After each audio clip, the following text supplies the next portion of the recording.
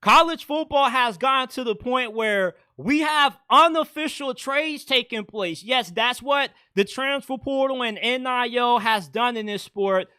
We've got trades happening. Nico Iamaleava has pretty much been traded to UCLA for $3 million worth of cap release in return for Joey Aguilar. Now, who won this trade? Was it UCLA or was it Tennessee? That's what we're going to discuss on this segment. Let's talk about what getting Nico Iamaleava means for the UCLA Bruins.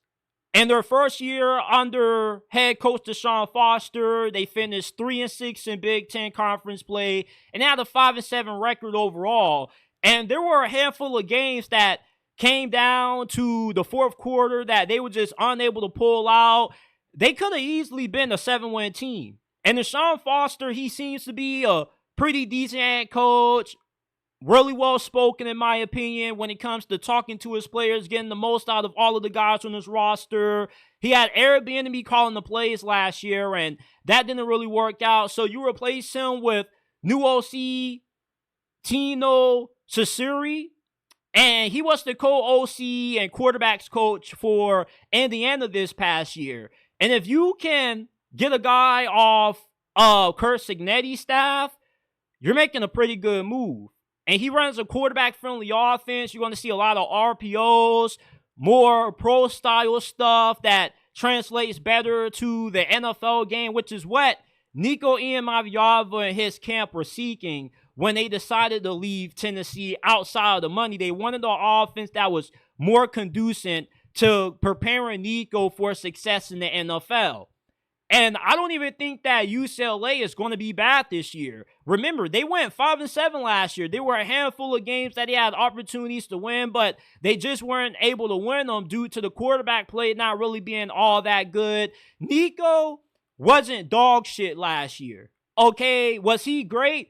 No, but he definitely was pretty solid for a guy who was only starting and his first season full-time as a freshman or a redshirt freshman. Going in a year or two, Tennessee fans were expecting him to possibly be a Heisman finalist, become one of the better quarterbacks in the SEC. The potential's still there. Let's not act like he wasn't a five-star recruit. Let's not act like the athleticism, the arm strength, the tangibles, the tools that you look for in a future first-round pick aren't there out of Nico. There's a reason why Tennessee threw so much money at him when he was coming out of high school. They were flying this guy out on private jets on recruiting visits. And if Nico Iamaleava ends up living up to the high expectations that he had coming out of high school, and he does take that big step in year two at UCLA that Tennessee and Josh Heupel were expecting him to take, UCLA gets a transcendent quarterback that transforms their program. They haven't had a quarterback to be excited about since they had Josh Rosen. The quarterback play hasn't really been that great. I mean, Dorian Thompson-Robinson was pretty good, but from a talent standpoint, Nico Iamaleava, he's one of the better talents that they've had at this position for a while. So UCLA getting Nico probably adds maybe 2-3 extra wins in the W column for the Bruins. Now let's talk about what getting Joey Aguilar means for Tennessee football. They're giving him an NIL deal rumored around like $1.2 million, which is way less than what you were going to have to pay Nico. They also flirted around trying to get some other quarterbacks off other teams, but Joey Aguilar, you're getting probably one of the better quarterbacks that you could have gotten with the situation that you find yourself in right now. He's had 56 passing touchdowns over his past 2 seasons at Appalachian State.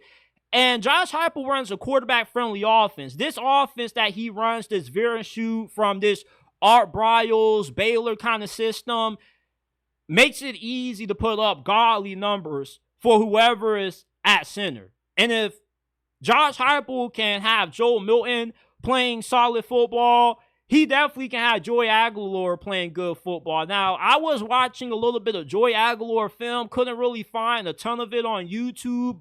I watched the game that he played against North Carolina and another game that he played against Clemson. He'll be pretty solid in this system.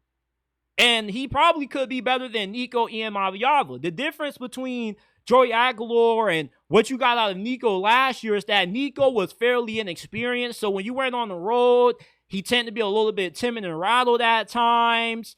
Joey Aguilar, though, you're getting somebody that is going into his third season as a starter potentially. There is no guarantee that he is going to be the day one starter, although the odds say that he will. But Tennessee also has a few other good quarterbacks that were highly touted on the roster. So it definitely will be a quarterback competition once we get in the fall camp. But Joey Aguilar will probably come on top. But he's not really the most athletic guy. So when things break down with protection up front, you're not really going to get a lot of dynamic runs out of him like what you got out of Nico. But you are going to get somebody that should be more accurate. He should be able to run this offense more efficiently. You can be more methodical with how you choose to call plays if you're Josh Heupel. There were games last year where Tennessee got into the second half and they were just petrified to ask Nico to throw the ball. Like what happened when they walked away with that win against Oklahoma and when they beat Florida and Alabama. The passing attack was just non-existent in those games, it seemed like. With Joey Aguilar, with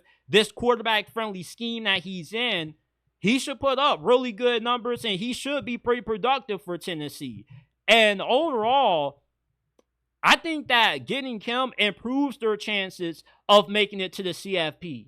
I feel like Joey Aguilar, based off what we saw between these two quarterbacks last year, is ahead of Nico. Nico still has a lot of room to grow, and we don't necessarily know if Nico's going to make that next jump in year two that this coaching staff in Knoxville was hoping him to make.